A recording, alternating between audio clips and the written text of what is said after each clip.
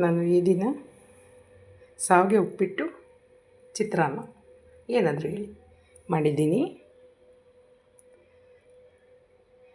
ಹೇಗೆ ಮಾಡುವ ವಿಧಾನ ಹೇಗೆ ಅಂದರೆ, ಶಾವಿಗೆ ಒಂದು ಲೋಟ ತಗೊಳ್ಳಿ, ಎಣ್ಣೆ ಹಾಕ್ಬಿಟ್ಟು ಬಾಣಲಿಲಿ ಸ್ವಲ್ಪ ಬಿಸಿ ಮಾಡಿ ಕುದೀರಿ. ಆಮೇಲೆ ಅದು ಬೇರೆ ಎತ್ತಿಟ್ಕೊಂಡು ಬಾಣಲಿಗೆ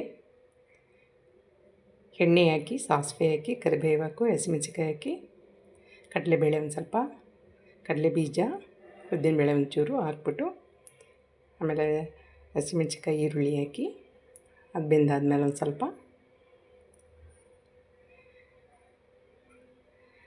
ಬಟಾಣಿ ಕಾಳು ಹಾಕಿ, ಸ್ವಲ್ಪ ಇದಾದಮೇಲೆ ತರಕಾರಿ ಕ್ಯಾರೆಟು ಟೊಮೆಟೊ ಹಾಕಿ ಅದೊಂದು ಸ್ವಲ್ಪ ಬೆಂದಾದಮೇಲೆ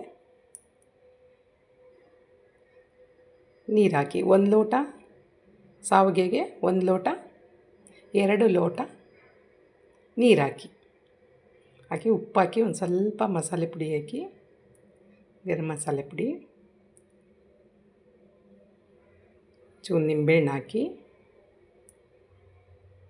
ಅದೆಲ್ಲ ಬೆಂದಾದಮೇಲೆ ಉದ್ಕೊಂಡಿರೋ ಶಾವಿಗೆ ಹಾಕ್ಬಿಟ್ಟು ಒಂದು 5 ನಿಮಿಷ ಹಚ್ಚಿ ಹಳ್ಳಕ್ಕೆ ಬಿಡಿ.